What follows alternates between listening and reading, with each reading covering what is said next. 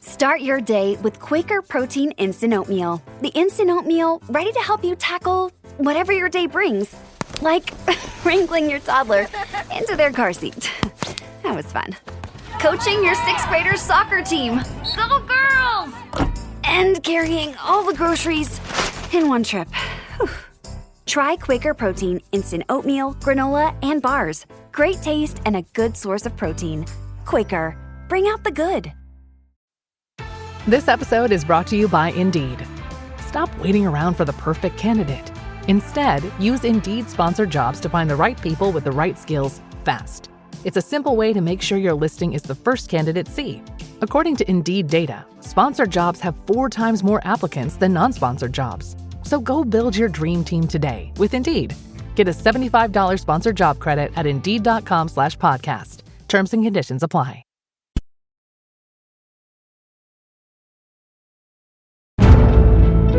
Welcome to The Hypnotist, the show that gives you inside access to cutting-edge hypnosis with real clients facing genuine issues. Brought to you by the hypnotherapist demanded by celebrities, CEOs, and even royalty, Adam Cox. These recordings took place live from Adam's clinic in London's world-famous Harley Street. So, get yourself comfortable and enjoy today's episode of The Hypnotist.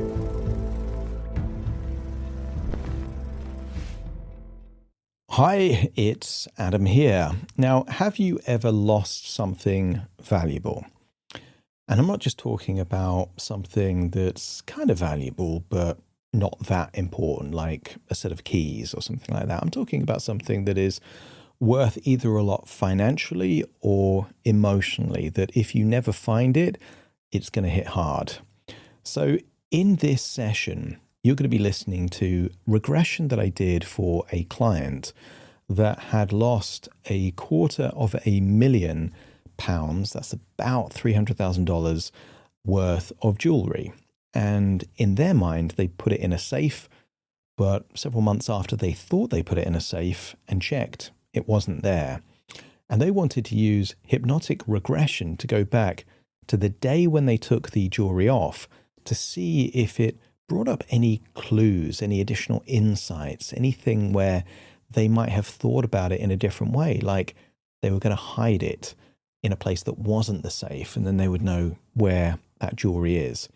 Now, lots of this is very specific. The session itself is completely confidential. You would never know the client that I'm working with, but some of the details are only going to be relevant to the client and not to you, because you might not have a study and a room with a safe in it, and let's say workers that came to your property to chat to you around that same time. So some of the details aren't going to be relevant, but at its core, the premise is to go back to the time that you lost something or misplaced something to see if it triggers something within you. Now, if that's useful, you might get some value from this particular hypnosis session. If, however, what you've lost is important and you feel that somewhere in your mind you're going to trigger something that could give you really useful information to find it. For example, a lot of people have had temporary periods where they've forgotten a PIN number, and then they'll go to an ATM or pay for something on their card, and they've already put the correct number in the on the keypad, even though they forgot that number before, because their unconscious knew what that thing is. So that's where this stuff can work, that it's there. Lots of people have had the experience, for example, of forgetting a word. They may even say, oh, I forgot what it was, but I know it. It's on the tip of my tongue, but they can't recall it. And that might be a word or a name or a place. And then 15 minutes later, it just comes to them. It's like their unconscious has been working behind the scenes to figure out what that thing is, and then it just arrives. That's what we're talking about here. We're not talking about imagining a solution. We're talking about priming the parts of your brain that knows how to recall something that absolutely exists within there. And in some cases, it can also help to reconcile, to know that you've covered all the bases, that if you never find it, well, at least you know that you've tried. And one of the things that I've done a few times, in my life is unexpectedly found things that I've completely forgotten about. A few months ago, I was decorating and there was an old filing cabinet. And as I'm going through, there was lots of money in a particular currency. I'd completely forgotten about it. And sometimes these nice surprises can happen. And that's another way of thinking about it, where it takes all the pressure and the disappointment or the guilt or the shame away, that even if it doesn't come up straight away, you can have this idea that at some point in the future, you're going to stumble across it and it will all make sense. What you're doing there is you're creating a positive open loop and a positive suggestion. And if that helps you notice something or trigger something, that you just have an idea to check something and then you find that thing that you've lost, well, you still get the positive outcome of finding the thing that you've lost. So I would encourage you to get the best out of this session is to think of something specific that you had and you don't have it anymore. And you have a feeling that if you went back to the time when you changed it or lost it, then it might trigger something within you. And if you do want a bespoke session working with me, there will be a link in the description, but also on my website, adamcox.co.uk, and you could schedule a free consultation call. We'll have a chat, and it might be that having a bespoke session is really, really useful, because what you don't hear on the session is the hour conversation before the session where I was going through all the details, and even that helps prime certain neural pathways to increase the probability of an epiphany where everything suddenly makes sense. And everyone's had that. They've lost some keys and then they're scrambling around, and the more stressed they are trying to find them, the harder it is to find it. And then they're like, oh, of course, it's in that coat pocket. And that thought was there all along. But sometimes you've got to take the emotional intensity down so that the brain feels comfortable just suggesting where that location is. So if you feel like that kind of thing would be useful, check out my website, adamcox.co.uk. For now, though, you might get some value from this session, even though it's clearly for someone else. So I'd like you to find a quiet, comfortable place, the kind of place where you're not going to be interrupted, and just relax and enjoy the session. Your planet is now marked for death. Marvel Studios' The Fantastic Four First Steps is now streaming on Disney+. We will protect you. As a family. Light him up, Johnny! Marvel's first family is certified fresh on Rotten Tomatoes. That is fantastic. And critics say it's one of the best superhero movies of all time. Oh! Marvel Studios' The Fantastic Four First Steps, now streaming on Disney+. Rated PG-13. What time is it, Ben? It's clobber time!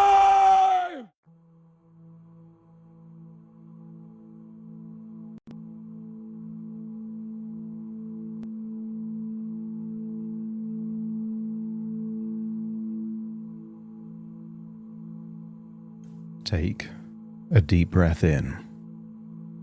And as you breathe in that feeling of calm relaxation. And as you exhale, feel a sense of release. That's right. On the next inward breath, breathe in deeper than you normally would. And as you exhale, allow your eyelids to close. And as they close, connect to your current rhythm of breathing. Maybe you notice your chest expand, your shoulders raise. As you exhale, just notice a sense of release. Consider every outward breath like a release valve. Allow yourself to release anything, particularly emotional echoes, any frustrations, any resentment, any feelings that have been bubbling away under the surface. And notice where in your body tension lives. Quite often it's around the temple, the jaw, the neck, or the shoulders. And here, in this place, in this time, you're giving yourself permission to let go. So as you breathe in a deep feeling of resourceful relaxation. And as you exhale, those subtle feelings of tension, stress, rigidity, just allow yourself to let those feelings go. That's it. And hold an image in your mind of an ice cube melting in the sunshine. And as you see that ice cube start to melt, imagine what it would feel like for tension around your body to feel like that's melting away too. That's it. Maybe you've already noticed your breathing is now slower and longer. But what's interesting is, the deeper you breathe, the more relaxed you feel. And the more relaxed you feel, the deeper you breathe. Each breath can take you incrementally deeper than the last. Not because relaxation is necessary. It's just helpful. Because when your body is relaxed, your imagination naturally can become more vivid, detailed. And what if in that imagination, sometimes memories get clearer. Things that were forgotten get recalled. That's it. Breathe in and breathe out and connect to that place. Feel that your body is supported. Become aware of the looseness of your arms or your legs. And again, any tension, just allow it to be released. That's it.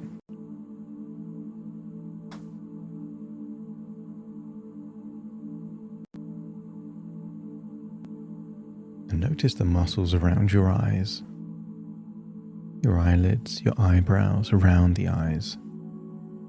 And on the outward breath, release any tension. Become aware of those muscles in your forehead, the ones responsible for facial expressions like surprise or concern. On your next outward breath, release any tension connected to those tiny muscles in the forehead. And maybe you notice your jaw loosening all the way from your ear to your chin. You'll even notice things that are normally there in the background, where your tongue is in your mouth, the rate of your breathing, and if it's through your nose or is it forced from the chest or more and more relaxed there deep down in the belly in that diaphragm. Allow your neck to loosen, your shoulders to drop as you start to imagine your arms getting heavier and even tiny muscles in your fingers start to relax. That's it. Breathing slow and steady. There's tiny muscles in your chest and you can relax them now. Some people have a place where they hold on to tension. Sometimes it's a habit. Sometimes it's there in the abdomen, the legs. Somewhere in your body is tense that doesn't need to be. So on that outward breath, release it. Still feeling that your back is supported. Thighs relaxing, knees soft and loose. Feel a ripple of relaxation all the way down into your ankles and then your toes. And in the same way that you held that image of that melting ice cube, I want you to imagine a wooden puppet with no strings, and just imagine what their arms and legs would be like. All floppy and loose, completely relaxed, just falling wherever gravity would take them. And then imagine a wave of calm moving from the top of your head, flowing down through your body, all the way to your feet. And each breath doubles the relaxation. And I want you to imagine a calm, neutral room inside your mind. And maybe that room reminds you of a room you spend a lot of time. Or maybe it's something brand new.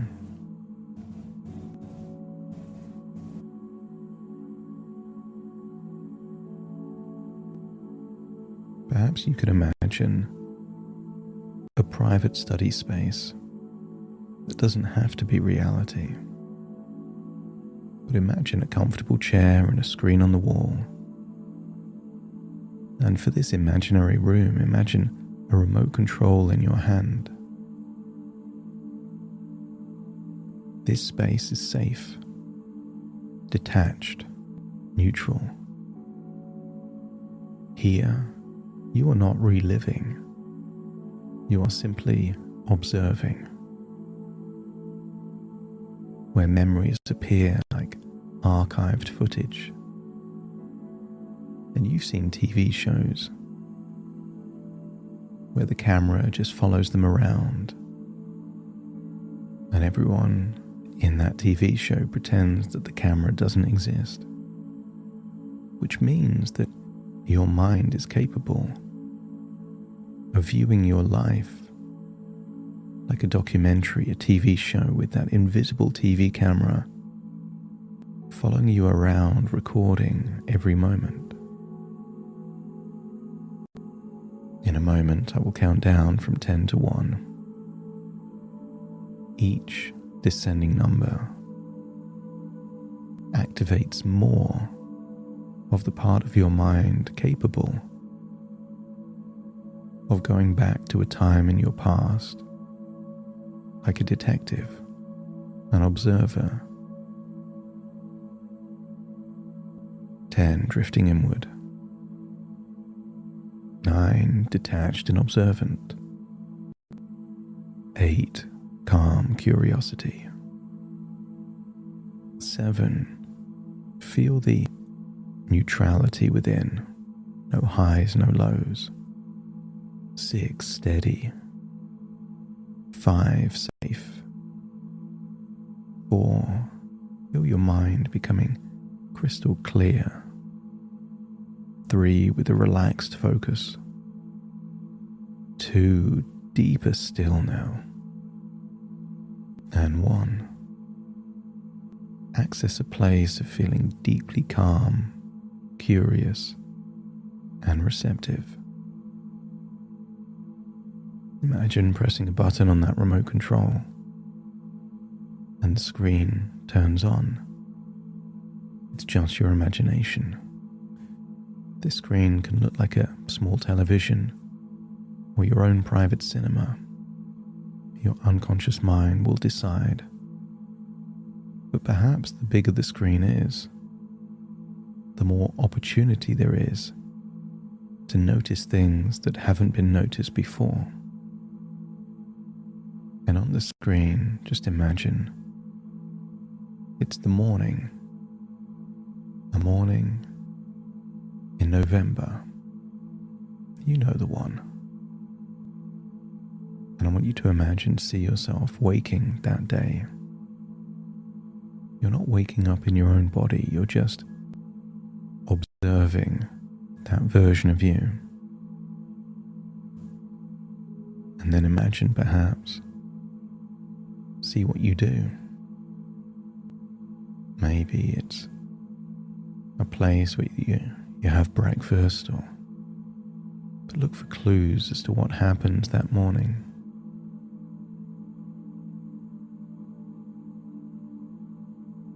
I want you to notice who else is around. Again, you're not in your body, you're just seeing it on that screen.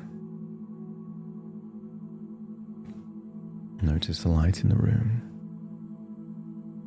the temperature.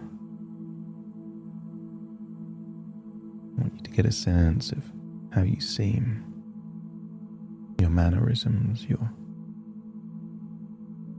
emotional state. And just allow the images to come without effort.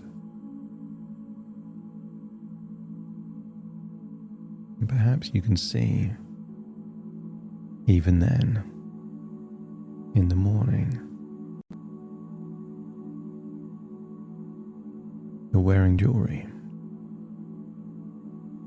And I want you to notice the pendant around your neck.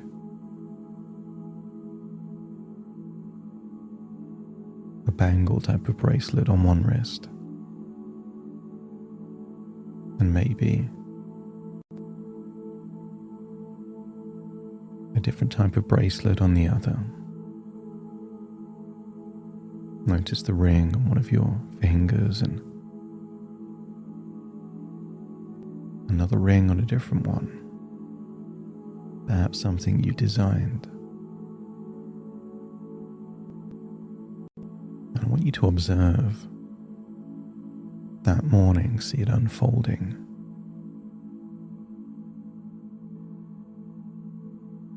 But pause at a moment where you know with 100% certainty you were wearing the jewellery at that time.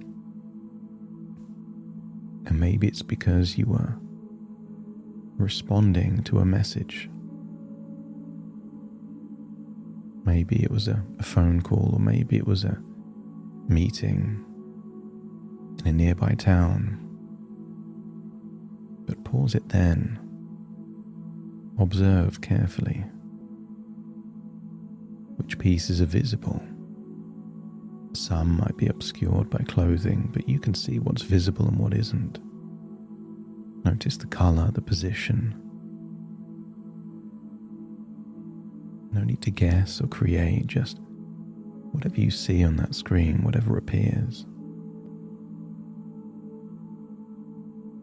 I want you to imagine observing a chain of events, inviting friends to come over, a meeting where you really feel diligent. Maybe someone is there with you, keeping you company. Imagine someone else is invited over to the house. And I want you to get a sense of traveling back from that town, back to the house. And maybe it was late morning, sometime between 10:30 and maybe 11:30. And perhaps you were in a room, maybe a study, maybe somewhere else. But I want you to observe a conversation, a short conversation, no more than 10 minutes. I want you to observe that conversation unfolding. Were you facing forward and then occasionally looking over your shoulder? Or did you move your chair face to face? Were they standing? Were they sitting? What was the emotional intensity, the tonality of that conversation? Whatever comes up is fine, and any gaps are fine too.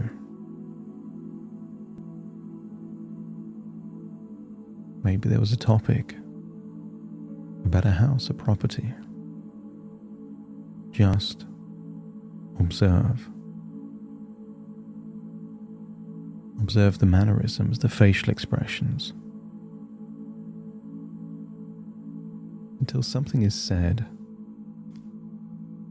that perhaps felt like a very question of your integrity.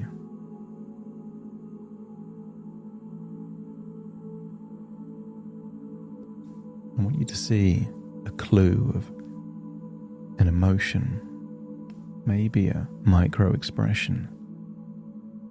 Was it hurt? Was it a feeling of defiance? Was it anger or annoyance? Or something else? Just observe your emotional reaction. And then perhaps see the conversation ends, they leave the room, and observe as you're left with your own thoughts, perhaps stewing or brooding, just left with your own thoughts. And just imagine seeing what followed.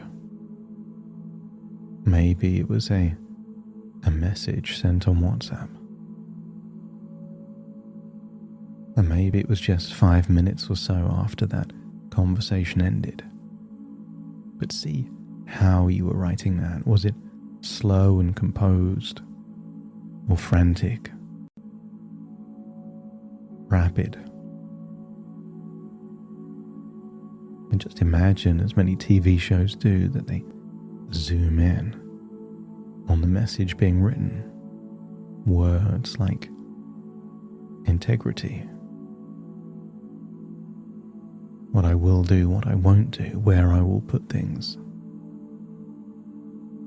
what you deserve to have, where a key will be.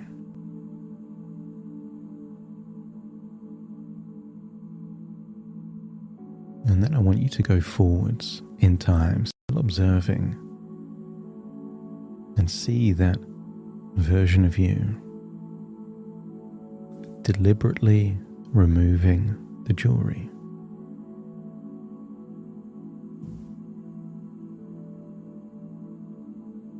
Imagine with that remote control, you can make it slow motion. Where are you? Are you standing, sitting? Maybe there's a desk nearby. Paperwork, envelope, a safe. Watch your hand movements in slow motion.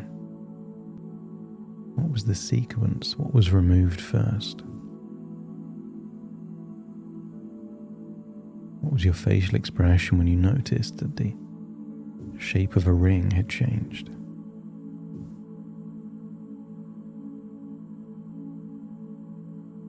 Maybe a pendant was swirled up and maybe it wasn't. Maybe it was put on something that looked like paper, an envelope, or the wood of the desk. Zoom out. See the wider room. Observe clues like proximity.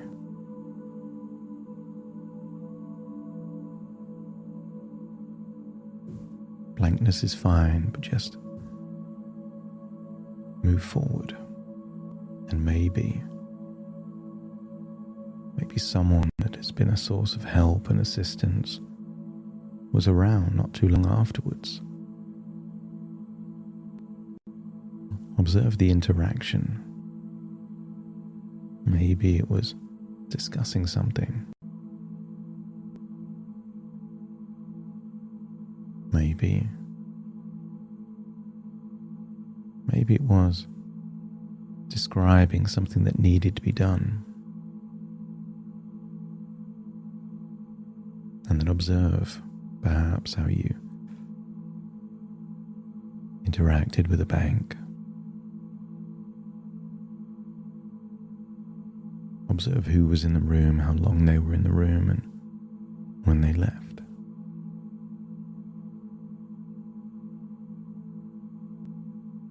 And just imagine pausing or zooming in around that time that person that you trust dearly has been so helpful for many years. You notice where the jewellery was then. Was it visible or not? I want you to get a sense that lots was going on. Things to order, a brother to respond to. I want you to get a sense of all of these things would make it very easy for you to intend to do something, but just pause it, saying that you would do it later. Move forward to early afternoon, and maybe people start to arrive.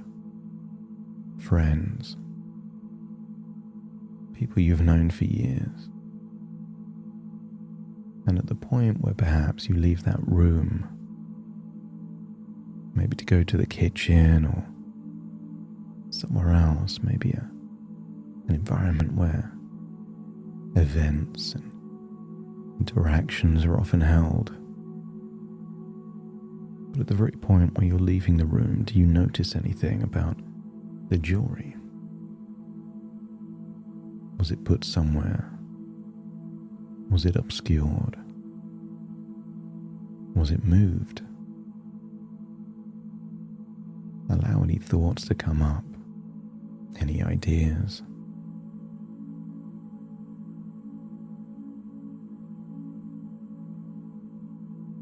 Anything intuitive that comes up doesn't mean it's true or false, just clues, just lines of inquiry. And then rewind it, go back to the point where you're taking the jewellery off. And then imagine going into the screen and then into your own body. In fact, rewind back to that message that was sent. A feeling that your integrity was questioned. A promise made of what you would do. And maybe even connect to a feeling of what it represented. Sovereignty. Autonomy. Maybe the shedding of something symbolic. If you don't trust me about this, I'll show that you're in the wrong because I don't care about this. And then move forwards to the point where you're removing the jewellery. In your body now. Feel the texture of a ring, the weight of a bangle. Even the flexibility or rigidity of the pendant.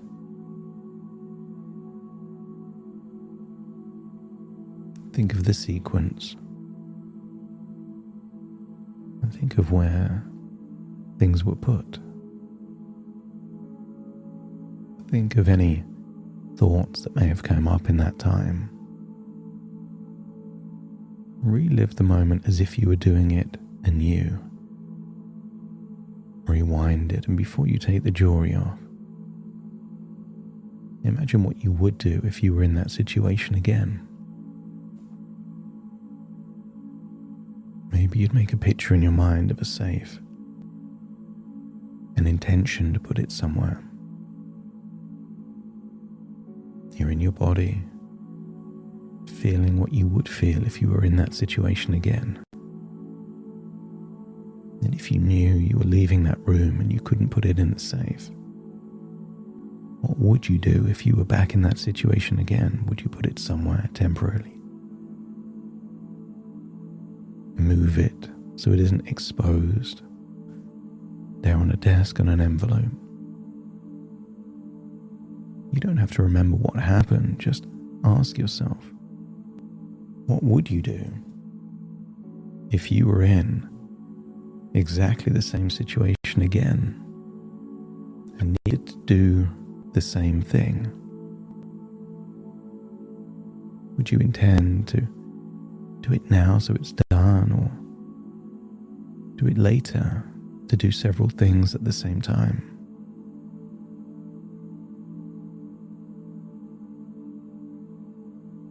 I want you to get a sense that we are priming parts of neural pathways that are creating open loops. And don't be surprised if in the next few hours, or perhaps even days, additional thoughts come to you that you'd forgotten. New distinctions, new possibilities. Your unconscious mind now knows it has a quest.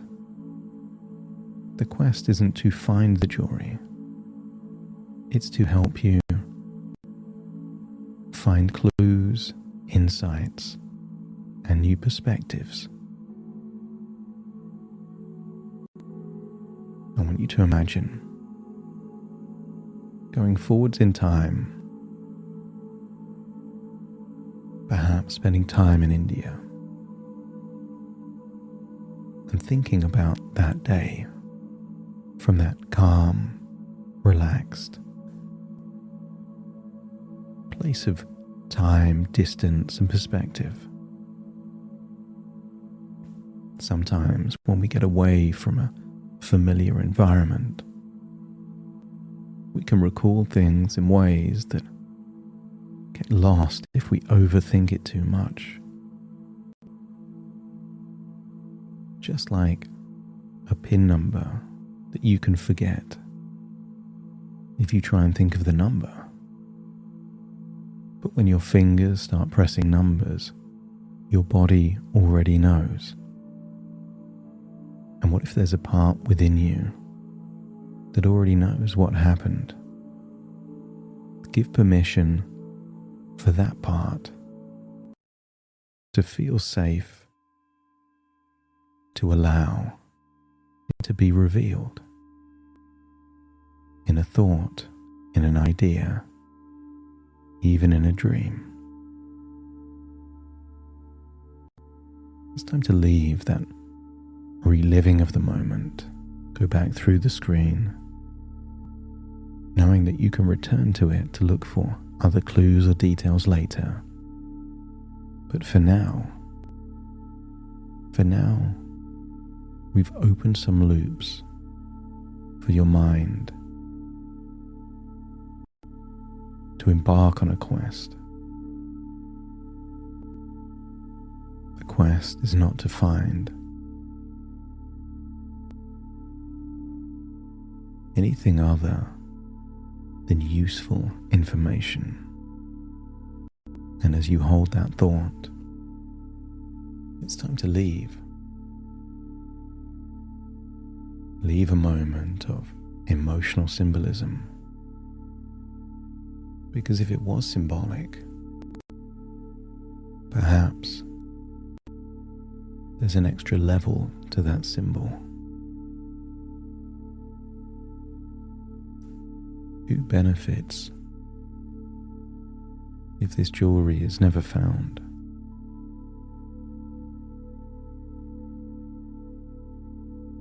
Maybe it's a catalyst to feel emotions that are difficult to feel in any other context. So just allow yourself to consider new possibilities without blame, judgment, or accusation. Pure, distilled curiosity. And then imagine leaving that private room with that screen and floating all the way back to your present. Very soon I will count from 1 to 10 to awaken you, but take a deep breath in through your nose and out through your nose. Start to recalibrate with the here and the now. That's it. Wiggle your fingers, wiggle your toes as I now count from 1 to 10 to awaken you. 1, 2, 3. That's it. Starting to wake. 4, 5, 6. More alert. 7, 8. Open your eyes, open your eyes. 9, 10. Wide awake. Wide awake. Wide awake.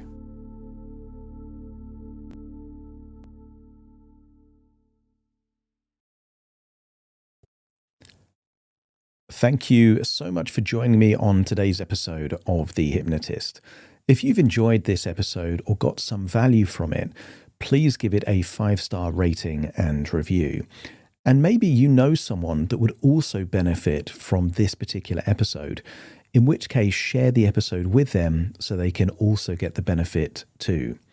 And if you would like to listen to this episode where it's just the hypnosis, so no intro, no outro, no explanation, just the hypnosis and completely ad-free, there will be a link in the description where you can subscribe at a very low cost and only get access to the hypnosis.